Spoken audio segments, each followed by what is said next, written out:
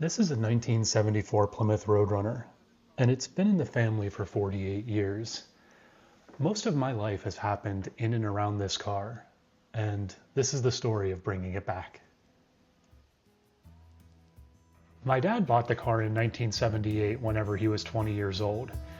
It was a 1974 Plymouth Road Runner, a 318 with a 4-speed manual transmission, a locking rear differential, bench seat in G8 green. It was rough when he got it, and it had lived a hard life. Him and his dad rebuilt the car together. They replaced the front fenders. The original 318 had a piston hanging out of the side of the block, so they replaced it. They repaired the quarter panels, and a buddy of his repainted it in the factory green. My dad was daily driving it when he met my mom, and they even brought me home from the hospital in it. I remember whenever I was a little kid, my dad would occasionally take me out for rides in it to put me to sleep. Maybe it was the rumble of the exhaust. Maybe it was a little bit of carbon monoxide poisoning. After a few years of daily driving, the rust won again.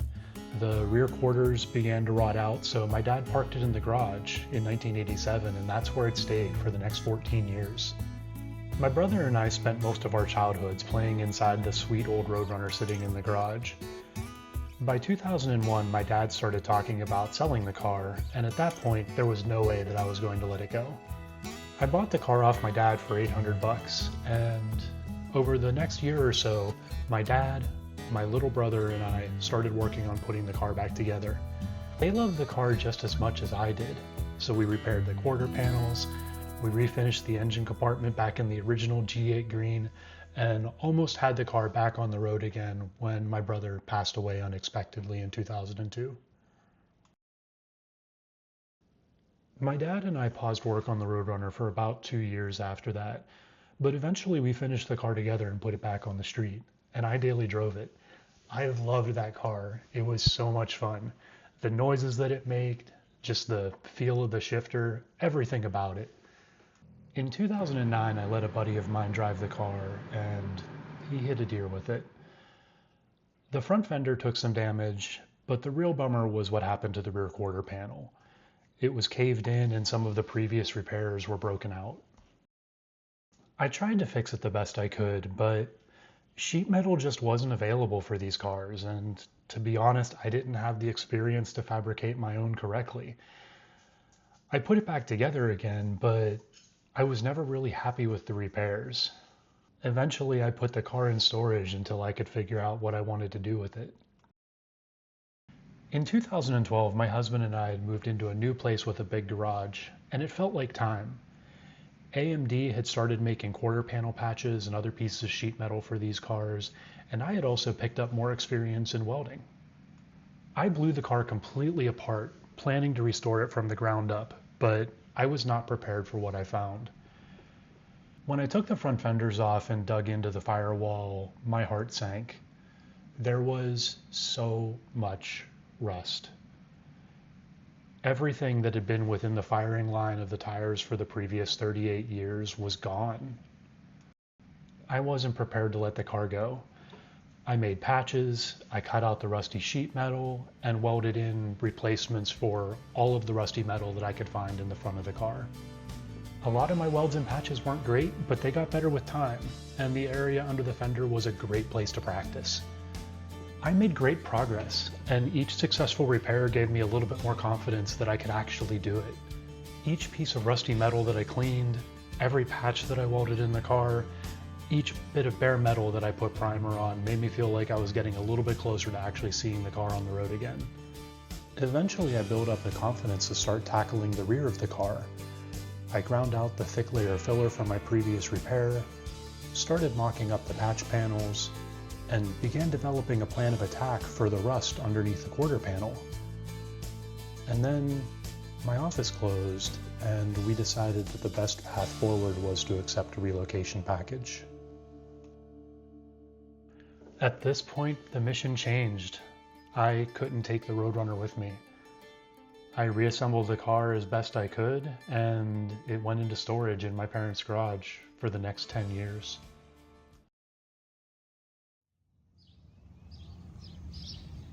2024 rolls around and the time is finally right. My dad is going to be retiring at the beginning of 2025, and I have found a quarter panel here in Arizona. I cleaned the quarter panel up, and then I loaded it in the 4Runner for the trip across the country. Once I got to Pennsylvania, it was time to dig out the Road Runner and get it running again. The poor thing had been sitting for well over a decade, but it wanted to run.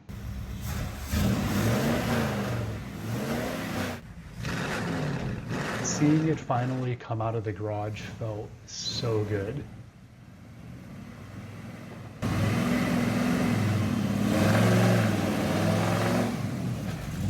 Just seeing the car in daylight for the first time in 10 years felt incredible.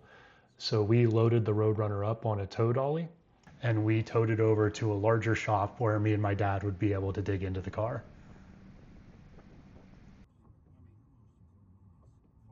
One of the best parts was seeing just how happy it made my dad to finally take the car out of the garage again.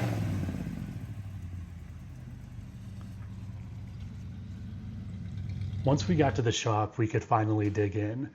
First thing that we did was we pulled off the fenders so that we could expose the old work that had been done before and take stock of the rear of the car where the old quarter panel patches had been.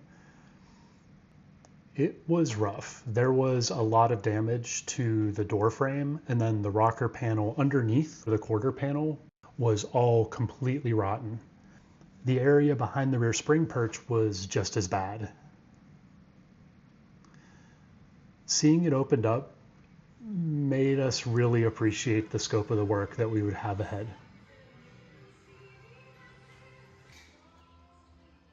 The Arizona quarter panel was the best place to start.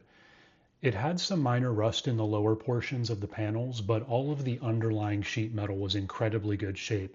And we had the AMD patches off of the Road Runner itself that we could use for repairs. After doing all of the repairs, I got to work drilling out the hundreds of spot welds that held that quarter panel together so that we could harvest all of the good metal. Seeing the state of the quarter panel and the condition of the pieces that we were pulling off of it gave us hope because it had everything that we needed to fix the Road Runner.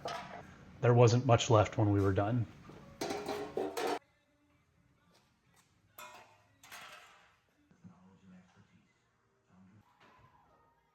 Once we had everything that we needed off of the donor panel, we could start drilling out the spot welds on the car and taking out all of the old rusty metal.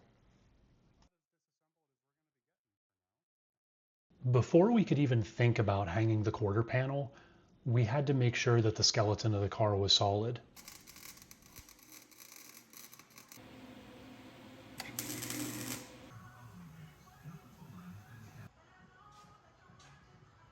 After 10 years of waiting, it felt so good to see solid metal in the back corner of the car again. Seeing the new quarter panel hanging on the car felt even better. Yeah, I got it all pretty much lined up pretty good. Now it's just getting it all welded in place. Then finish up a few areas that have to be taken care of yet.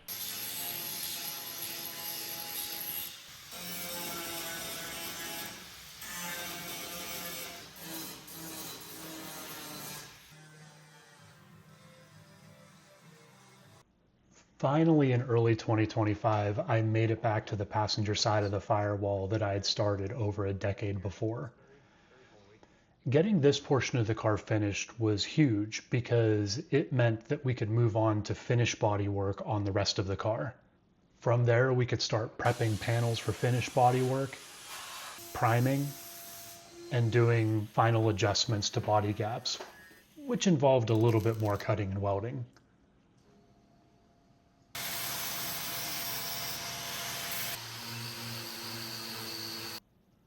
From there, we moved into sanding. So much sanding.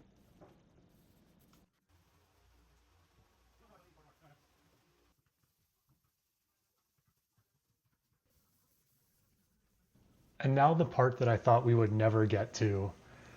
Final cleaning of the car and prepping it for paint.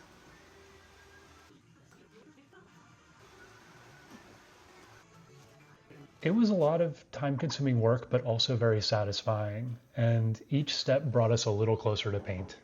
Oh, that is going to be awesome. My dad suggested painting it the same blue as his 1997 Dodge Dakota, the one that he had whenever I was a kid. And seeing it on the car, I think it was the right call.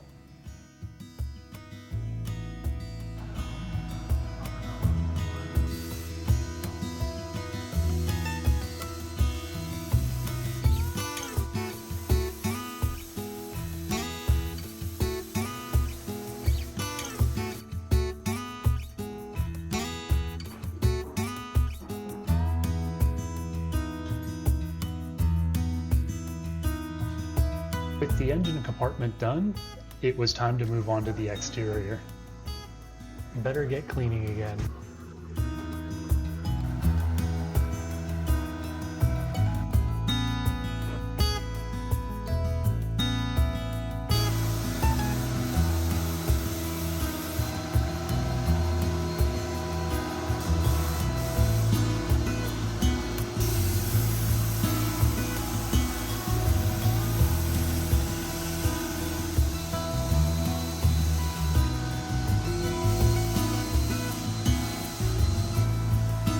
Even seeing the car in base coat felt incredible, but now it was time for clear coat.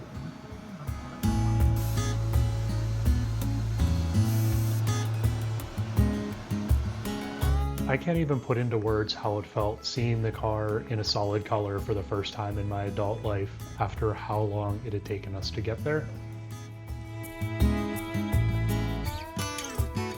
As good as it felt seeing the car in paint, there was still a lot of work to do, so now it was time to start putting it back together again.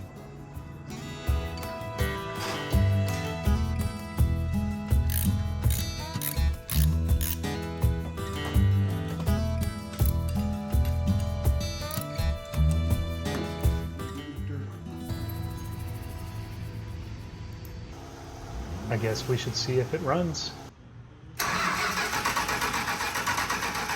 Ready? Yep.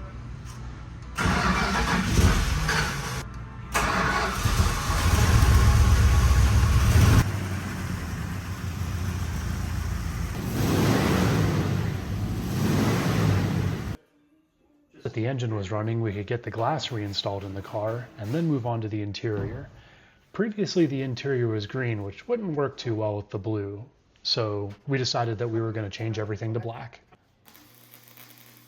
We needed to make a few repairs to the seat frame, but after that we could get to work installing seat covers that my husband had bought for me back in 2011. These things had been sitting in a box for the past 15 years waiting for us to get the car to the point where we could install them.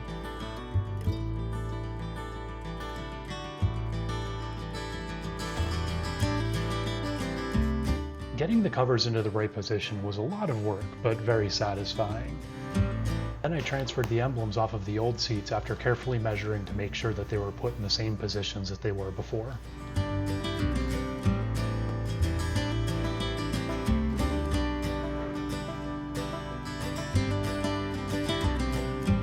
From there, I could finish securing the covers to the seats using hog rings.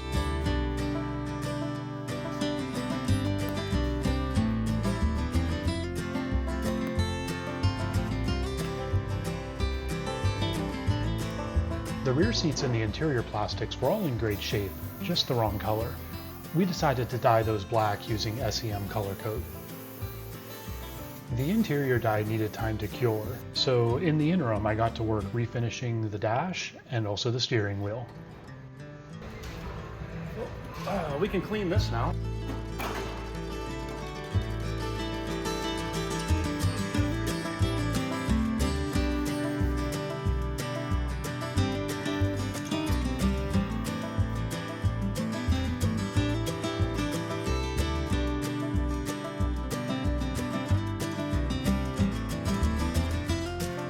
With seats in the car, the last thing standing between us and that first test drive was getting the wheels and tires installed.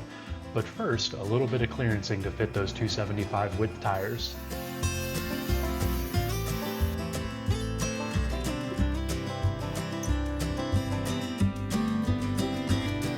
The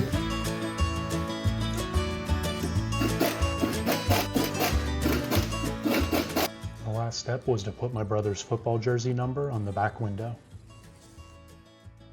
And now, 15 years after the car was last registered, we can finally take it on that first test drive around the block.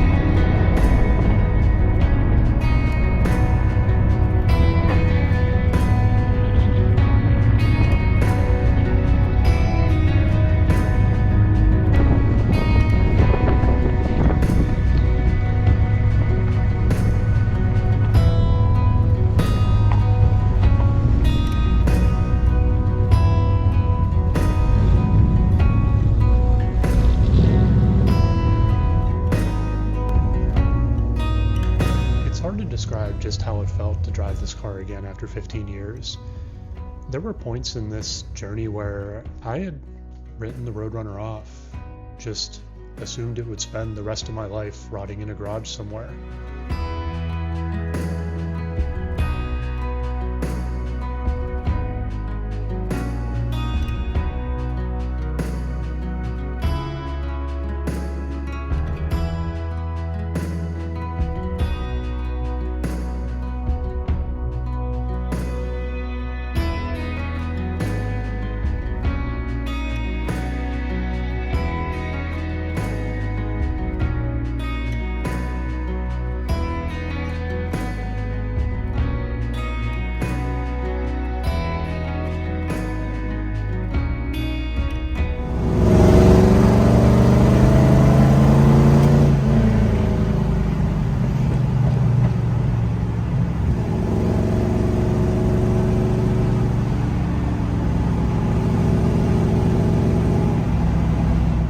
Some unfinished business though.